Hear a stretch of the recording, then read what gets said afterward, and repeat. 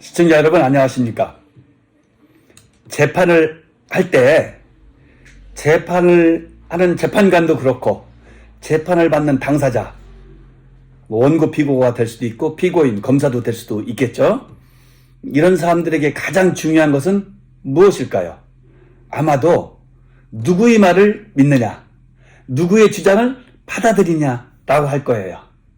그래서 피고인 입장에서는 본인이 무죄를 주장하면서 억울함을 호소할 때 재판관인 판사가 내 말 진짜 믿어줬으면 좋겠다. 우리가 제기하는 증인의 말을 믿어줬으면 좋겠다. 내가 제시한 서류 같은 거, 서증이라 하죠. 그걸 믿고 나에게 무죄 판결을 해줬으면 좋겠다라고 할 것이고, 검사 입장에서는 정반대일 것이고, 또 민사소송 같은 경우에서도 원고에서는 내가 제시하는 증거, 내 말을 믿어달라 할 것이고, 피고는 무슨 소리야? 나는 원고에게 갚을 의무가 없어. 돈을 빌린 사실이 없으니까 라고 주장하는 그 주장을 믿어달라라고 하는 것이 핵심이겠죠. 근데 진짜 저도 재판을 해봤지만서도 재판에서 가장 어려운 것은 법률 문제에 있어서 법을 해석하고 적용하고, 이것도 물론 어렵지만 어느 정도 법률 전문가들은 그건 할 수 있거든요. 훈련이 되고 연습이 되고 경험이 쌓이면. 맨날 배우는 것이 그거니까. 근데 진짜로 사실 인정 문제, 즉 누구 말이 맞는지, 원고가 돈을 빌려준 것이 사실인지 아닌지, 피고인이 피해자를 때렸는지 안 했는지, 강간했는지 안 했는지, 이 부분을 가리는 것은 실은 굉장히 어려워요. 그래서 한쪽 말 들어보면 그 말이 맞는 것 같고, 반대쪽 말 들어보면 또 그 말이 맞는 것 같아서 실은 정말로 어떻게 사실 인정을 할 것인가가 재판관의 가장 큰 고뇌이기도 하거든요. 그랬을 때 지금 현대 문명 국가에서 사용하는 것은 무엇이죠? 증거잖아, 증거. 증거가 있으면 믿는 것이고, 증거가 없으면 자기 말이 설사 진실이고 사실이라 할지라도 믿지를 못하는 것이고, 재판관은 믿지 않는 것이겠죠. 그러니까 억울한 경우도 있을 수도 있겠죠. 극단적으로 따지면. 또 어떤 때는 실은 유죄임에도 불구하고 무죄로 나오는 경우도 있을 수도 있겠죠. 인간 재판의 한계이기도 하고 어떤 증거에 의한 재판의 한계이기도 하겠죠. 근데 실은 원시시대 또는 중세시대에도 이런 재판할 때 가장 어려운 것은 바로 그 문제였어요. 믿을 것인가 말 것인가. 특히 징계가 애매한 경우가 있을 수 있잖아요. 그랬을 때 무엇을 갖고서 유죄 무죄를 가릴 것이냐, 무엇을 갖고 원고의 권리가 있다 없다를 판가름할 것이냐가 문제되는데, 그때는 이제 첫 번째 사용하는 방법은, 활용되는 방법은 선서겠죠. 신 앞에 또는 판사 앞에 선서하고 거짓말하면 내 이중죄 처벌을 받겠다, 뭐 이건 지금도 하고 있잖아요. 그치? 선서 재판이죠. 또 하나는 뭐가 있냐면은 심판이라는 것이 있어요. 이건 뭐냐면 하나님 신이 재판하는 거예요. 신성 재판인데 어떻게 하면 고통을 가하는 거예요, 재판 당사자에게. 그래서 그 고통을 참으면 하나님이 당신의 억울함을 인정했다, 그러니까 무죄. 고통을 못 참으면 하나님이, 신이 당신의 고통을 인정하지 못했어, 그러니까 유죄. 뭐 이렇게 하는 것이 있었어요. 예를 들면은 뜨거운 철봉을 막 불에 달구는 거예요. 그러니까 뜨거워질 거 아니겠습니까? 이것을 손으로 잡는 거야. 얼마나 뜨겠어요? 뜨겁겠어요? 손이 타기도 할 것이고. 그래서 이 철봉을 잡고 9보를 걸어가게 하는 거예요. 그래서 철봉을 놔요. 그리고서 그거를 붕대를 감아요, 이제. 그리고서 3일 뒤에 붕대를 풀어보는 거예요. 붕대를 풀어서 염증이 안 잡혔으면 이것은 신이 당신의 억울함을 인정해 주는 거야, 무죄. 만약에 염증이 잡혔으면은, 이게 농이 익었으면은 그거는 신이 당신의 말을 믿지 않은 거예요. 그러니까 당신은 거짓말쟁이야, 그러니까 유죄. 이렇게 하는 것도 있어요. 이것을 우리 심판 또는 신성재판이라고 부르기도 해요. 신성판단이라 하기도 하고. 또 하나가 있어요. 그건 뭐냐면, 여러분들 드라마라든가 영화라든가 소설 뭐 이런 데서, 역사서 이런 데서 아마 이렇게 듣거나 읽은 적도 있을지도 모르겠어요. 무엇이죠? 바로 결투로서 우리의 말의 진위를 가리자. 누가 거짓말하는지, 네가 거짓말하는지 내가 하는지 결투 재판. 오케이. 그러면은 유럽에서는요, 영국에서도 그렇고요, 결투 재판이 허용됐어요. 그래서 결투에서 이긴 자의 주장이 참말로 인정되고 진 자의 주장은 거짓말로 인정되는 거예요. 그래서 만약에 피고인 같은 경우에 결투재판인데 졌다 그러면은 그거는 유죄로 되는 거예요. 이겼다 그러면 하늘의 뜻이 여기 있다 그러니까 이기게 해준 것이다 라고 해서 무죄가 되기도 하는 거예요. 근데 이 결투재판은 어떻습니까? 기본적으로 싸움 실력이 있어야 될 거 아니겠습니까? 그러면 신체적으로 강건한 사람이 유리할 것이고 남자와 여자끼리도 재판도 결투도 있었거든요. 그때 일반적으로는 어떻게 되죠? 남자가 이길 수 있겠죠. 또 어린아이와 뭐 이렇게 그죠? 장년 또 차이가 있고 장년과 노인도 차이가 있겠죠. 그런 경우에도 결투재판이 허용됐어요. 그럼 너무 차이가 나잖아. 그럴 때를 대비해서 우리 골프에서 핸디 준다고 하잖아요.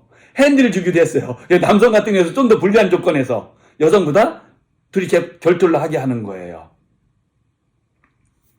이러한 재판이 실은 굉장히 원시적인 것이죠. 그런데 게르만 쪽에서는 이런 풍습이 있었다고 합니다. 그리고 그것이 단순한 풍습으로 끝나는 것이 아니라 중세 한참 지나가더라도 계속 유지가 됐었어요. 그런데 유럽 대륙에서는 이것이 말이 안 되는 것 같다. 그래서 교회 차원에서 이런 것을 금지하기 시키고 그건 하나님의 뜻이 아닌 것 같아 라고 해서 금지시키기 시작했어요. 그런데 영국에서는 이게 상당히 오랫동안 유지가 됐습니다. 그래서 영국에서 이 결투재판이 법적으로 폐지가 된 것, 즉 공식적으로 폐지가 된 것을 말하겠죠. 그것은 1819년부터예요. 즉 그 전까지는 어떻게 되나? 이 결투재판이 허용되고 인정되어 왔다는 거예요. 그런데 1819년에 법을 제정하면서 이제 그것은 결투재판이 폐지됐고 허용되지 않는 쪽으로 법이 제정되면서 영국에서는 없어졌지만 그래도 사적으로는 실은 관행적으로는 일정 부분 유지된 면도 있다고 합니다. 그러면 영국에서는 왜 그런 재판이 늦게까지 유지되다가 이제 폐지됐느냐? 영국에서 유지된 것은 관습을 존중하기 때문에 그래요. 대륙법은 어떻게 되죠? 성문법이라 해서 명시적인 법전이 있잖아요. 그거 갖고 재판하는 거잖아요. 그런데 영미법에서 어떻게 되죠? 카만롤에서 보통법이라고 그러죠. 판례에 의해서 또 성문화된 법률에 의해서 재판하고 권리관계를 다투는 것이 아니라 판례에 의해서 다투는 거잖아요. 관습에 의해서 다투는 거잖아. 그렇기 때문에 오히려 관습을 존중하는 면이 있어서 영국에서는 오랫동안 그것이 시행됐던 거예요. 무엇보다 대륙보다. 근데 아까 1819년 폐지됐다고 했잖아요. 왜 폐지가 됐느냐? 폐지 이유가 있었어요. 황당한 재판 결과가 있었기 때문에 이건 도저히 받아들일 수 없다라고 해서 실은 폐지가 된 것인데요. 영국에서 1818년 마지막 결투 재판이 벌어집니다. 그런데 그 피고인의 죄명은 한 여성을 강간하고 살해했다는 거예요. 굉장히 무거운 범죄죠. 지금도 그렇고 그때도 그렇지 않겠어요? 근데 이 피고인은 무죄를 주장하는 거예요. 그래서 결투 재판을 신청합니다. 결투의 상대방은 누구냐? 여성은 이미 사망했잖아요.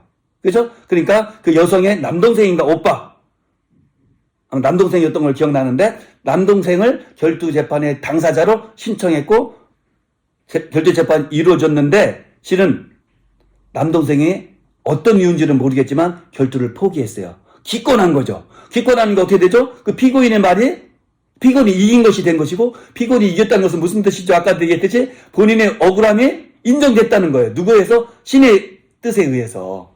그래서 무죄로 방면되는 재판 결과가 나온 거예요.